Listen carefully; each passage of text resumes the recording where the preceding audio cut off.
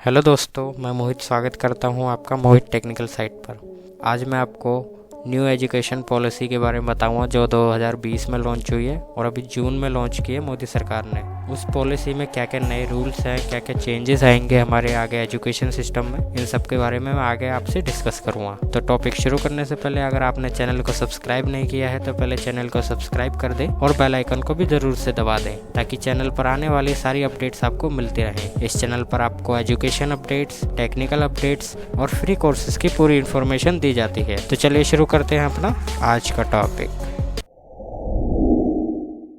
जो हमारी new education policy है, यूनियन कैबिनेट ने उसे अप्रूव कर दिया है, जो 34 इयर्स बाद बदली गई है पुरानी एजुकेशनल पॉलिसी से। इस पॉलिसी में प्री स्कूल से लेकर सेकेंडरी लेवल तक के स्कूल के लिए कुछ एम्स रखे गए हैं और साथ में ये भी कहा गया है कि ग्रोस एनरोलमेंट रेशियो जो है वो 2030 तक 100% हो जाएगा स्कूल एजुकेशन में। अब इस एजुकेशन पॉलिसी के कुछ हाइलाइट्स इस तरीके से हैं कि इसमें बहुत सारे चेंजेस किए गए हैं, जैसे कि क्लास 5 तक आपको मदर टंग में पढ़ा जाएगा। मदर टंग और रीजनल लैंग्वेज में जिस भी स्टेट में आप रहते हैं उसी की स्टेट की लैंग्वेज में आपको पढ़ाया जाएगा, चाहे आप महाराष्ट्र के हैं या आप गुजरात के हैं। तो आप गुजरात की जैसे गुजराती है, महाराष्ट्र को मराठी है, इस तरीके की आपको लैंग्वेजेस के बारे में कुछ क्लास 5 तक में, स्टार्टिंग से लेकर क्लास 5 तक आपको इन्हीं लैंग्वेजेस में आपको पढ़ाया जाएगा। और साथ में ये भी कहा गया है कि कुछ फॉरेन यूनिवर्सिटीज जो है वो अपना कैंपस जो है इंडिया में सेटअप कर पाएंगे आसानी से। और साथ में कुछ एक्सेप्शंस छोड़े गए हैं लॉ और मेडिकल कॉलेजेस के लिए, जो वो बाद में डिसाइड करेंगे।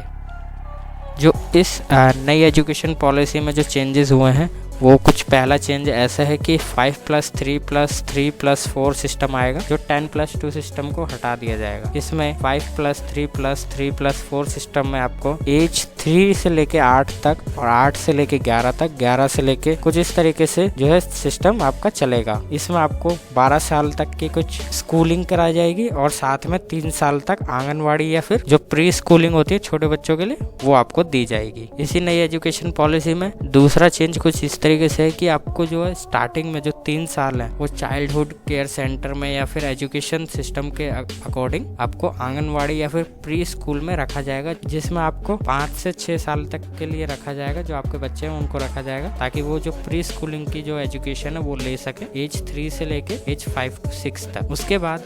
उसके बाद इस एजुकेशन पॉलिसी में ये भी कहा गया है कि जो लाइब्रेरीज हैं उनको थोड़ा सा और बेहतर किया जाएगा। जो लैंग्वेजेस हैं उनके जो रीडरशिप को जो है थोड़ा और इम्प्रूव जाएगा ताकि बच्चों तक आसानी से पहुंच सके और बच्चों के अंदर भी इसके रिलेटेड इंटरेस्ट जगाया जाएगा रीडिंग और लाइब्रेरीज में जोग्राफीज लैंग्वेजेस के पढ़ने के लिए। हमारी एजुकेशन पॉलिसी में कुछ और भी चेंजेस है, जैसे कि क्लास 5 तक आपको मदर टंग में पढ़ाया जाएगा और इसी के साथ आपको संस्कृत लैंग्वेज भी ऑफर की जाएगी सारे लेवल स्टार्टिंग से लेके आखिर तक। और साथ में आपको फॉरेन लैंग्वेज भी पढ़ाई जाएगी सेकेंडरी स्कूल लेवल तक। इसमें आपको काफ़ी सारे चेंजेस देखने को मिलेंगे एजुकेशन पॉलिसी में। ऐसे ही हमारा नेक्स्ट चेंज है क्रिएटिंग बाल भवन्स, मतलब इस एजुकेशन पॉलिसी के अनुसार बाल भवन्स बनाए जाएंगे जिसमें जो इंफ्रास्ट्रक्चर होता है स्कूली बच्चों के लिए, उनके आर्ट रिलेटेड एक्टिविटीज़ के लिए, career related activities, play related activities उस बाल भवन में कराई जाएंगी, जो बच्चों को अपने करियर को और अपनी को करिकुलम एक्टिविटीज़ को इम्प्रूव करने में हेल्प करेंगी। ऐसे ही हमारे नेक्स्ट जो इसमें चेंज किया गया एजुकेशन पॉलिसी में बैंक ऑफ क्रेडिट। इसका मतलब है अगर आपने कहीं पर डिग्री को छोड़ दिया है बीच में और उसका रिकॉर्ड आपका बैंक ऑफ क्रेडिट के थ्रू आपका एकेडमिक रिकॉर्ड रहेगा, अगर आप उसको दोबारा से शुरू करेंगे, दोबारा स्टार्ट करना चाहेंगे उसी एजुकेशन को, तो वो जो आपका क्रेडिट है वो आपको उसमें जोड़ा जाएगा ताकि आप आराम से उस एजुकेशन को परस्यू कर पाए, एक आराम से आपका रिकॉर्ड जो है खत्म ना हो और स्टार्टिंग से शुरू ना करना पड़े। इस एजुकेशन पॉलिसी में ये भी है कि multi entry and exit points है। Multi entry and exit points बनाए गए हैं हायर एजुकेशन सिस्टम में, जिसमें कि अगर स्टूडेंट्स जो हैं 4 ईयर का प्रोग्राम है, अगर वो पहले साल छोड़ना चाहें या दूसरे साल या तीसरे साल या चौथे साल ही अगर अपनी पूरी एजुकेशन खत्म करना चाहे तो कर सकते हैं। जैसे कि अगर वो फर्स्ट ईयर में ही छोड़ देते हैं फर्स्ट ईयर करके तो उनको फर्स्ट ईयर का सर्टिफिकेट मिलेगा। अगर वो 2 साल अपनी एजुकेशन को खत्म करके छोड़ते हैं तो उनको डिप्लोमा के साथ दिया जाएगा कि आपने 2 साल की एजुकेशन कंप्लीट कर ली है। अगर आपने 3 साल की एजुकेशन कंप्लीट करके छोड़ेंगे तो आपको 3 साल की बैचलर डिग्री दी जाएगी। अगर आप 4 साल के एजुकेशन को पूरा करके छोड़ेंगे तो आपको 3 साल की बैचलर डिग्री के साथ साथ रिसर्च की भी एक डिग्री दी जाएगी, सर्टिफिकेट दिया जाएगा जो बैंक ऑफ क्रेडिट में आपका स्टोर हो जाएगा। इसे multiple entry and exit points का नाम दिया गया है जो हायर एजुकेशन में बच्चों के बहुत काम आएगी। नई एजुकेशन पॉलिसी में ये ऐड ऑन हुआ है।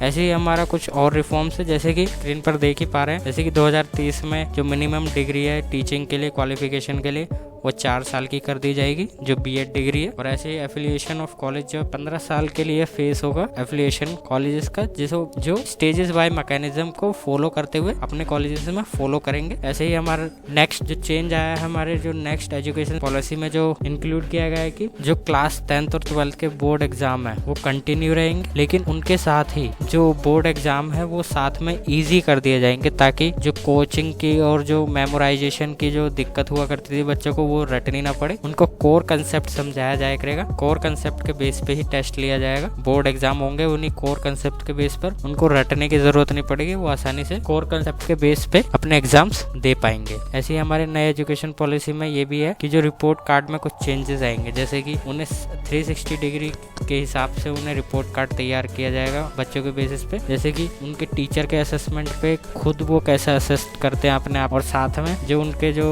फ्रेंडशिप में जो नेबर में जो स्कूली बच्चे होंगे उनके असेसमेंट पे बच्चों को रिपोर्ट कार्ड में चेंजेस दिए जाएंगे। रिपोर्ट कार्ड में ग्रेड दिए जाएंगे या फिर ग्रेड मार्क्स दिए जाएंगे। उन्हीं चेंजेस के अकॉर्डिंग, उन्हीं 360 डिग्री के असेसमेंट के अकॉर्डिंग बच्चों का रिपोर्ट कार्ड तैयार किया जाएगा। ऐसे ही हमारे एजुकेशन पॉलिसी में ये भी है कि जो फॉरेन यूनिवर्सिटीज़ है वो अपना जो कैंपस है वो इंडिया में सेटअप कर पाएंगे इससे आसानी से, ताकि जो इंडिया में जो बच्चे जो फॉरेन यूनिवर्सिटीज़ में पढ़ना चाहते थे जो बाहर जाकर, वो अब जो फॉरेन यूनिवर्सिटीज़ जो हैं अब इंडिया में आकर आराम से सेटअप हो जाएंगी, तो वो आराम से इंडिया में ही पढ़ पाएंगे, बाहर देश जाने की ज़रूरत नहीं पड़ेगी। नई एजुकेशन पॉलिसी में ये भी ख़त्म कर दिया कि आप आर्ट्स लेंगे, साइंस लेंगे या कॉमर्स लेंगे, ये सारी स्ट्रीम्स ख़त्म हो गई हैं। अगर आप चाहें तो क्लास 11th में आप हिस्ट्री के साथ फिजिक्स ले सकते हैं। कॉमर्स में जैसे अकाउंटेंसी के कुछ सब्जेक्ट्स थे, अकाउंट्स के साथ आप बायोलॉजी वगैरह या फिर आप कोई से भी मल्टी डिसिप्लिनरी सब्जेक्ट्स लेना चाहते हैं न्यू एजुकेशन पॉलिसी में, वो आपके हिसाब से आप सेलेक्ट कर सकते हैं जो आपको